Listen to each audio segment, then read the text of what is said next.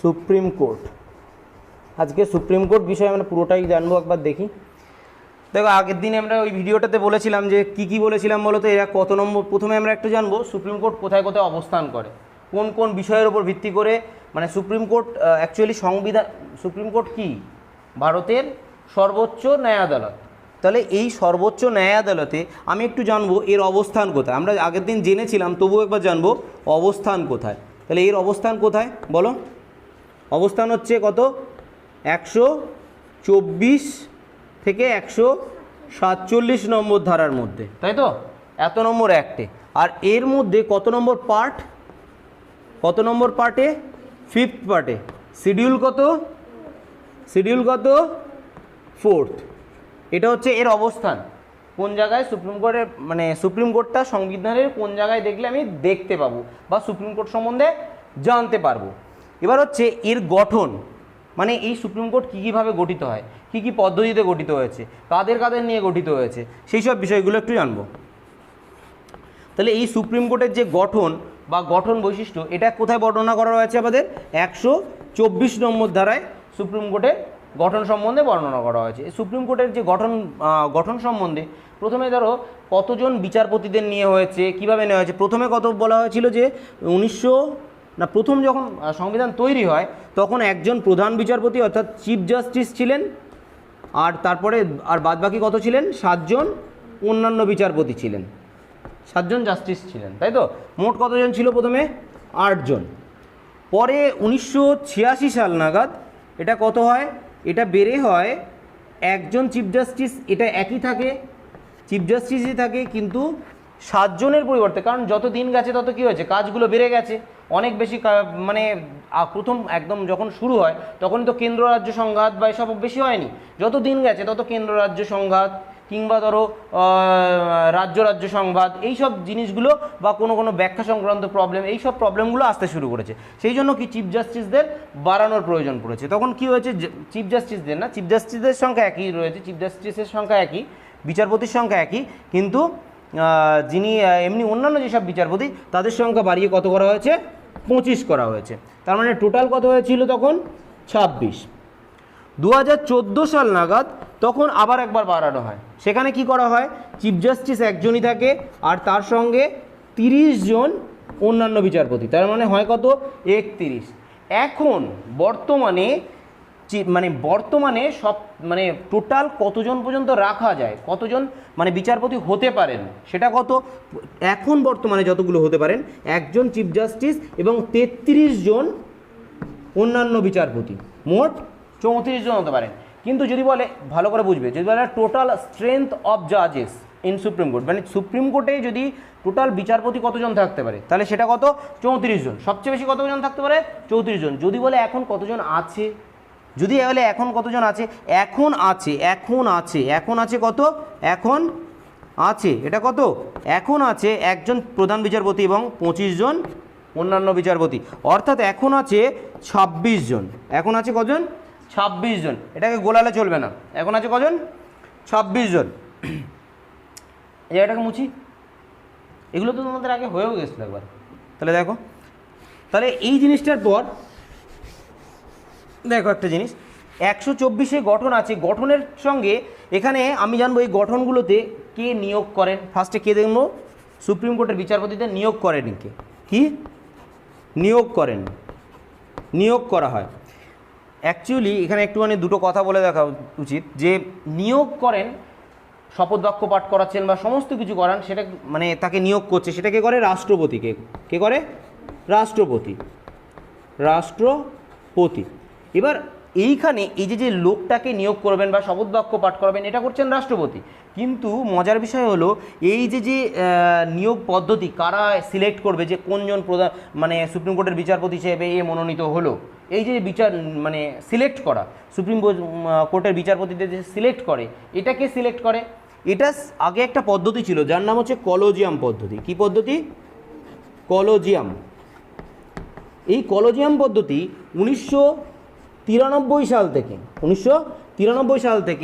2013 সাল পর্যন্ত চলে আসছে। 2014 সাল পর্যন্ত চলেছে। 1993 সাল থেকে 2014 সাল থেকে, প্রায় 2 দশক, অর্থাৎ হচ্ছে 20 বছর ধরে প্রায় চলেছে।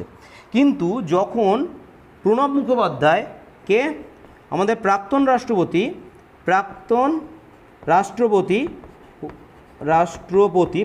রাষ্ট্রপতি যিনি বাংলা থেকে রাষ্ট্রপতি হয়েছিলেন, একমাত্র রাষ্ট্রপতি যিনি বাংলা থেকে হয়েছিলেন, কে?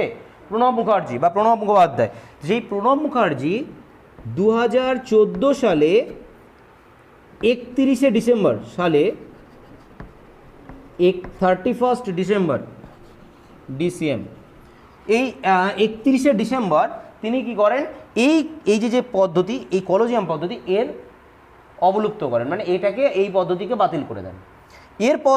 এর পরিবর্তে যেটা নিয়ে আসা হয় সেটা কি হচ্ছে, national judicial appointments commission, NJAC, এটাকে নিয়ে আসেন। এই একটা কমিশন গঠন করেন, যে কমিশনের কাজ কি, বিচারপতি কে হবে সুপ্রিম কোর্টে সেই জিনিসটা, আর প্রধান বিচারপতি কে হবে সেইটাকে নির্ধারণ করা।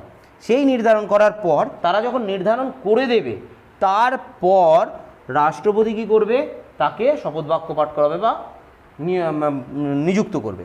এবার এই যে নিযুক্ত করার পদ্ধতিগুলো, এইগুলো তো এই নিয়োগ করার পদ্ধতি, এটা বলা আছে কততে, 124-এর কততে, 2-এ, 124-এর 2-এ বলা আছে। তো 124-এর 2-এ কী বলা আছে, যে একে কিভাবে নিয়োগ করতে পারে। এবার এখানে একটা কন্ডিশন, এখানে কত বছর বয়সে একে নিযুক্ত করা যাবে সেটাও একবারে বলে দিই আমরা। দেখো, এর কোনো নির্দিষ্ট নিচের বয়সের সীমা নেই, যে এরকম যে বলে দিলাম যে এরকম টাইপের যে এত বছর বয়সে একে নিয়োগ করতে হবে, এরকম কোনো ব্যাপার নেই। যেমন চাকরির ক্ষেত্রে সাধারণত নর্মাল চাকরির ক্ষেত্রে কী হয়, 18 বছর বয়সের পর চাকরির জন্য অ্যাপ্লাই করা যায়, কিন্তু এদের ক্ষেত্রে কোনো বয়সের নিচের সীমা নেই বা নিম্ন সীমা নেই। তো এদের ক্ষেত্রে ওপরের সীমা আছে। ওপরের সীমা কত, 65 বছর। কত, 65 বছর। এবার এই যে 65 বছর, এই ঊর্ধ্ব সীমা, এ যদি কিছুদিন আগেও হয়, যখন থেকে হবে তখন থেকে 65 বছর পর্যন্ত এ কী করতে পারে, এই পদে থাকতে পারে। তো এরপরে হচ্ছে এদের তো নিয়োগ তো গেল। এবার যদি বাই চান্স ধরো কোনো কারণবশত এদেরকে যদি কোনো কারণে এদেরকে হটাতে হয় বা পদচ্যুতি করতে হয়, তাহলে কিভাবে করব সেই জিনিসটাকে একটু বলবো। দেখো, নিয়োগটা গেল, এবার হচ্ছে কি পদচ্যুতি বা তাদের ওই পদ থেকে তাদেরকে হাঁটাবো, সেটাকে কি করে হবে, তাদের ওই ইমপিচমেন্ট করা বা তাদের পদচ্যুতি করা, সেটা কি করে হয়। ধরো কততে, এটা হচ্ছে 124-এর 3 এবং 124-এর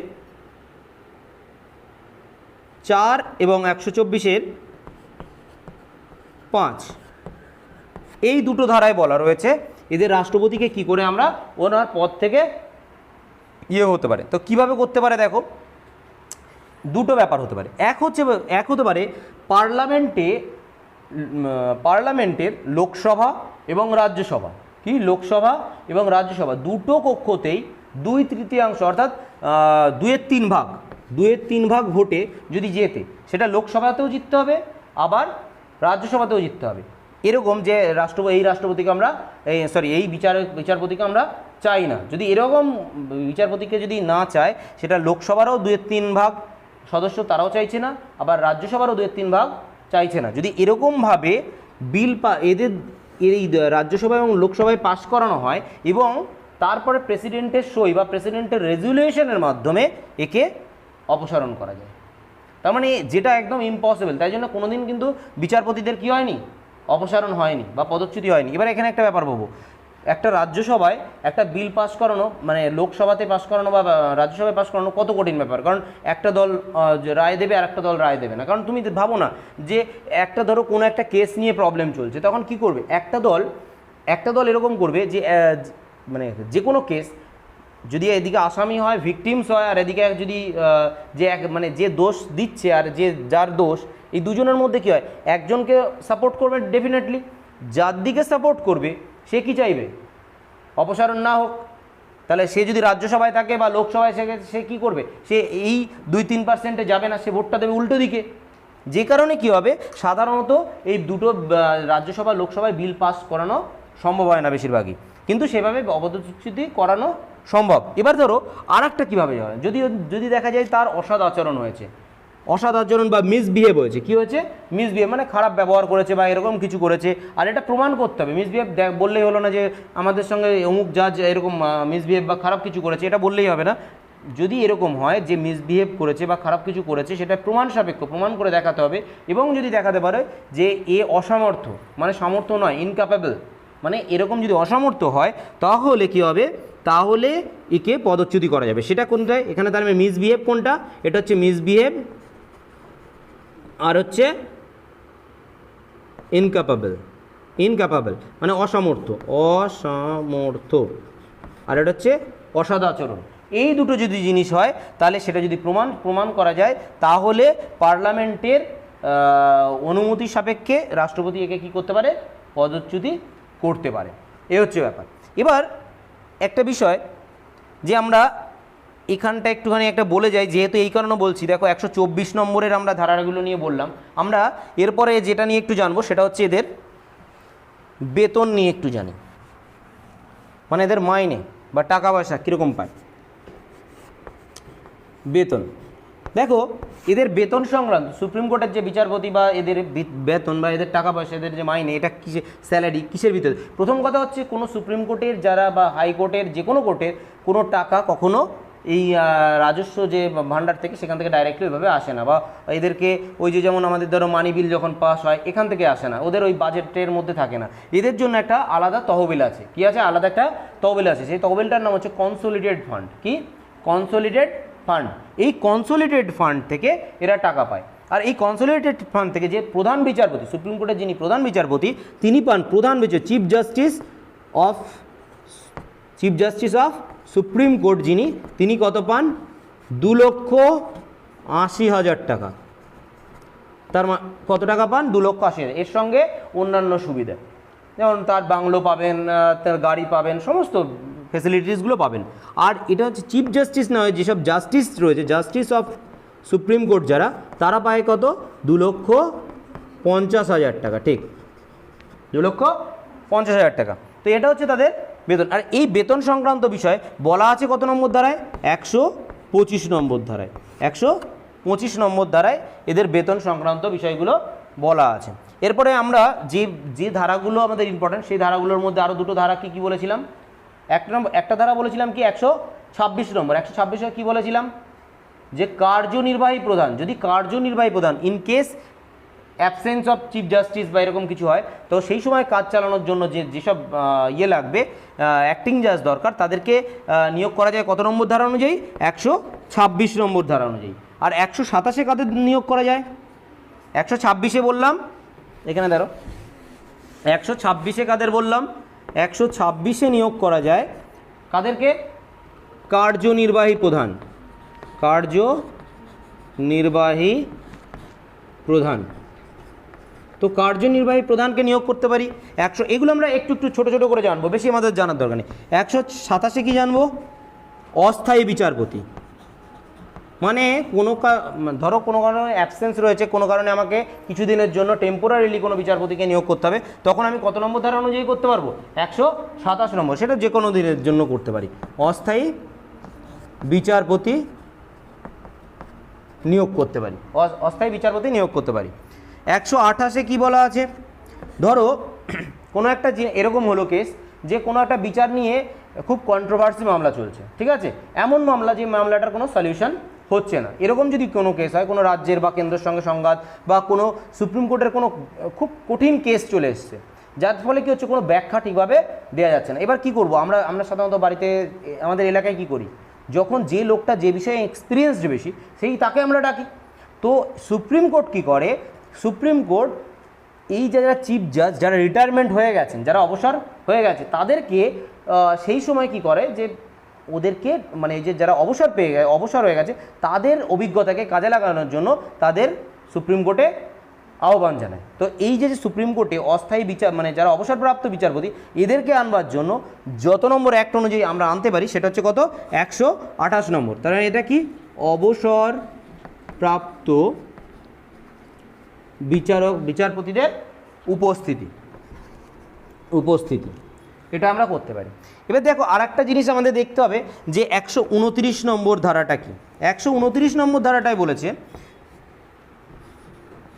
COURT, court of record. Court of record, supreme court একটা কোর্ট অফ রেকর্ড বা অভিলেখ আদালত। কি বাংলাটা কি? অভিলেখ আদালত হিসেবে কাজ করে। এবার অভিলেখ আদালত জিনিসটা কি? অভিলেখ আদালত হচ্ছে এটা চলছে। অভিলেখ আদালতটা কি? অভিলেখ আদালত হচ্ছে ধরো এরকম যে ধরো সুপ্রিম কোর্টে কোনো একটা কেস হয়ে গেছে, ভালো করে বুঝবে, সুপ্রিম কোর্টে কোনো একটা কেস হয়ে গেছে। এবার সুপ্রিম কোর্টে সেই কেসটা হয়ে যাওয়ার পর তাহলে সুপ্রিম কোর্টে একটা ধরো একটা জিনিসের পক্ষে রায় দিল যে এই কেসটার মানে ধরো সুপ্রিম কোর্টের প্রত্যেকটা, ধরো আমি একটা চুরি দিয়ে উদাহরণ দিলে খুব সুন্দর বোঝা যায়, তাহলে চুরি দিয়েই যদি বোঝাই যে কোনো এটার সাপেক্ষে এতদিন শাস্তি পাবে, কিন্তু সেটার বিভিন্ন কেসের জন্য ওই শাস্তিটা 6 মাসের জন্য কোনো একটা জিনিসের শাস্তি পেল। এবার সুপ্রিম কোর্ট ছাড়া হয়তো আমাদের যে সংবিধান সেখানে লেখা ছিল 2 বছর কি 3 বছরের সাজা ছিল। এবার কোনো কারণবশত ওটাকে সুপ্রিম কোর্ট 6 মাসের শাস্তি পেয়েছে। তার মানে পরবর্তী যদি আমি নিচের কোনো কোর্টে যদি আমি ওই কেসটা লড়ি এবং সেই একই সমস্যার সম্মুখীন হই, তখন কিন্তু এই সুপ্রিম কোর্টে কেসটা লড়া হয়েছিল বা এটা যে অ্যাডভোকেট লড়েছেন তাদের ওই তথ্যটাকে নিচের কোর্টে আমরা কী করতে পারি? পেশ করতে পারি, যে এটাই প্রমাণ হিসাবে দেখাতে পারি যে এই সুপ্রিম কোর্ট এই রায় দিয়েছিল, তাহলে এখানেও একে মানে 6 মাসের শাস্তি হবে। তো এইখানে কি হচ্ছে, সুপ্রিম কোর্টে যে জিনিসটা পাস হয় সেটাকে প্রামাণ্য দলিল বা প্রমাণ হিসাবে দলিল হিসাবে একদম রাখা হয়, যেটা পরবর্তীকালে নিচের যে কোনো কোর্টে তারা পেশ করা যায়, যে কোনো অ্যাডভোকেট পেশ করতে পারেন। নেক্সট হচ্ছে 130 নম্বরে যাব।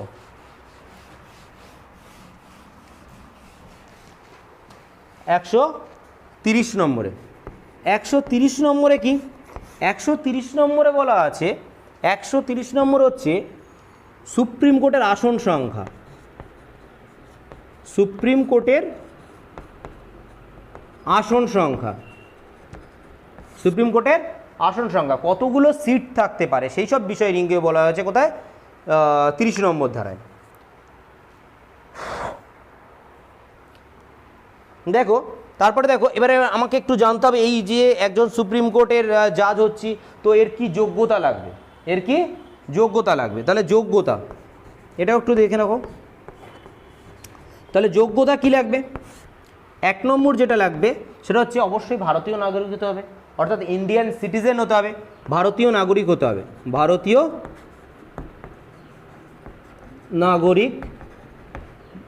নাগরিক হতে হবে। 2 নম্বর কি? যে কোনো ভারতবর্ষের যে কোনো হাইকোর্টে, কি বললাম? ভারতবর্ষের যে কোনো হাইকোর্টে অন্তত 5 বছর, যে কোনো একটা হাইকোর্টে হতে পারে কিংবা 2-3টে হাইকোর্টে হতে পারে, এরকম 5 বছর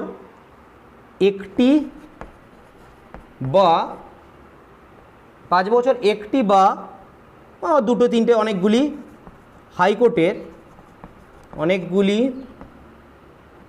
হাইকোর্টের বিচারপতি থাকতে হবে, বিচারপতি পদ সামলাতে হবে। কি বলছি বোঝা গেল? বিচারপতির পদ সামলাতে হবে। আরও একটা কন্ডিশন আছে। কি কন্ডিশন? যে কোনো কোর্টের, মানে এই যে হাইকোর্ট বা এই জাতীয় কোর্টের কি, মানে সুপ্রিম কোর্ট না, নিচে সুপ্রিম কোর্টের আমার জাজ হতে গেলে এগুলো লাগবে। কি করবে? 10 বছর অ্যাডভোকেট হিসেবে কাটাতে হবে। 10 বছর অ্যাডভোকেট হিসেবে। অ্যাডভোকেট আগে বুঝিয়েছিলাম, মনে আছে? অ্যাডভোকেট কাদের বলা হয়? তোমাদের বুঝিয়েছিলাম, বলো অ্যাডভোকেট কাদের বলেছিলাম? যারা ল নিয়ে পাস করে এবং বার কাউন্সিল থেকে ল নিয়ে পাস করলে শুধুমাত্র কি বলেছিলাম? লয়ার বলে। যদি সেটা লন্ডন থেকে হয় তখন তাকে ব্যারিস্টার বলেছিলাম। আর যদি তারা বার কাউন্সিল থেকে পাস করে পরীক্ষায় এবং পাস করার পর প্র্যাকটিস করার অনুমতি পায় এবং কোর্টে কেস করা অনুমতি পায়, তখন সে কী হয়? অ্যাডভোকেট। এই অ্যাডভোকেট হিসেবে 10 বছর প্র্যাকটিস করতে হবে, বিভিন্ন কোর্টে কাজ সামলাতে হবে, তবে সে যোগ্যতা পাবে কি? সুপ্রিম কোর্টে জাজ হওয়ার যোগ্যতা পাবে। মুছে দিই।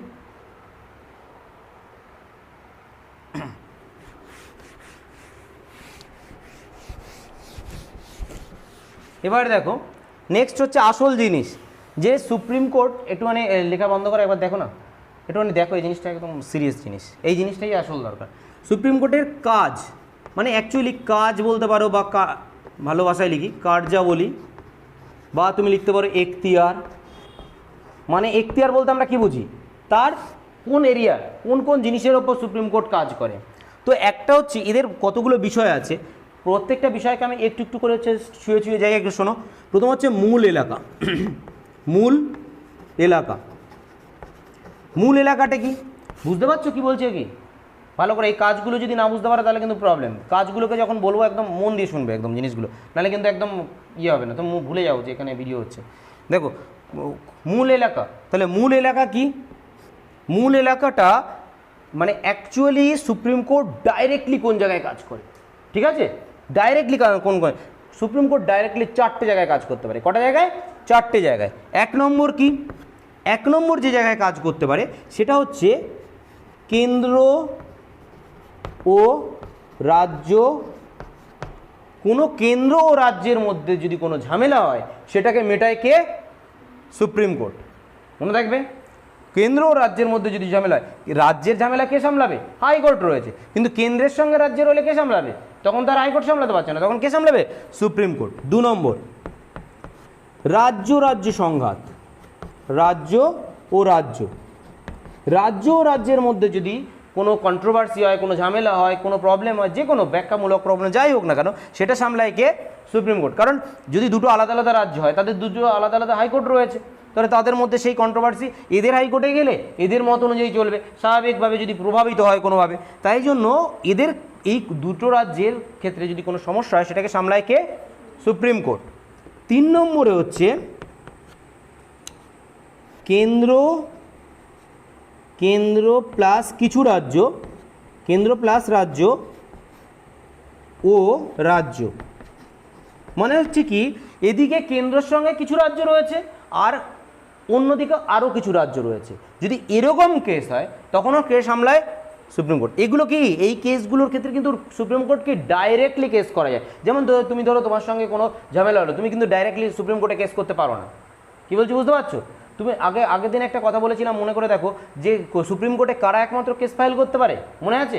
অ্যাডভোকেট অন রেকর্ড, মনে আছে? Advocate on record. তোমাদের বলিনি বোধহয়, এদের বলেছিলাম। হ্যাঁ একবার দেখি, ঠিক আছে চ, ও অসুবিধা নেই, ও ঝামেলা হবে। দেখ তাহলে আগের দিন যেটা হচ্ছে অ্যাডভোকেট অন রেকর্ড, কেন্দ্র ও কেন্দ্র রাজ্য ও রাজ্য। এবার দেখো 4 নম্বর যে বিষয়টার ওপর যে বিষয়টা নিয়ে হয় সেটা হচ্ছে ধরো রাষ্ট্রপতি নির্বাচন হচ্ছে। কি হচ্ছে?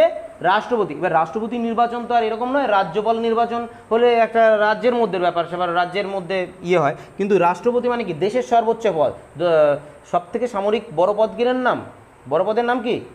সাংবিধানিক সবচেয়ে বড় পদ কোনটা? রাষ্ট্রপতি। তাহলে সেই রাষ্ট্রপতি কি? রাষ্ট্রপতি ও উপরাষ্ট্রপতি উপরাষ্ট্রপতি নির্বাচন।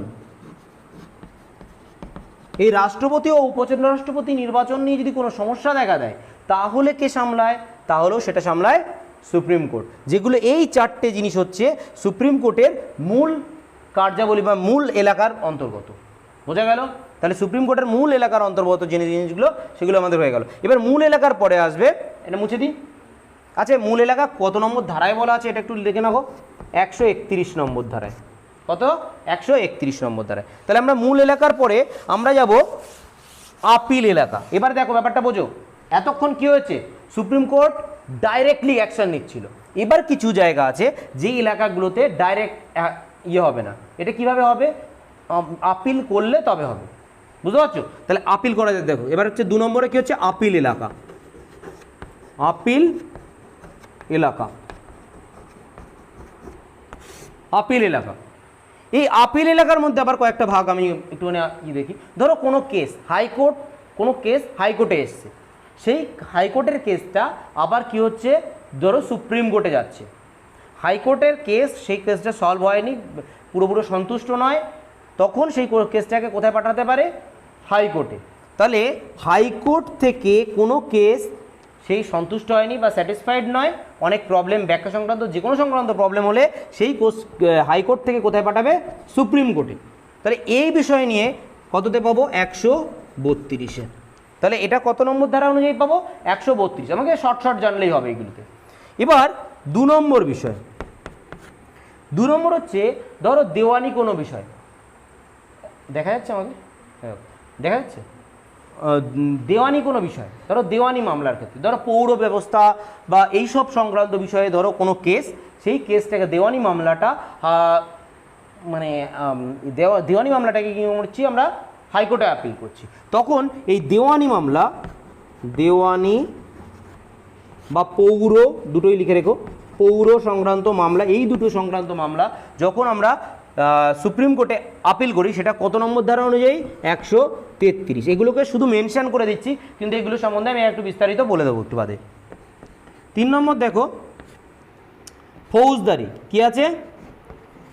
ফৌজদারি। তাহলে এই ফৌজদারি মামলা, এই যে ফৌজদারি মামলা, এটাকে আপিল করতে গেলে 134 নম্বর ধারা অনুযায়ী আপিল করতে পারি। লেখা হয়েছে? আর একটা লেখো, ধরো কোনো মামলা, বিভিন্ন বিশেষ কেস, রাষ্ট্রপতি বা অন্যান্য বড় কেউ যদি অনুমতি সাপেক্ষে, তাদের অনুমতির সাপেক্ষে সেই কেসটাকে কোথায় নেওয়া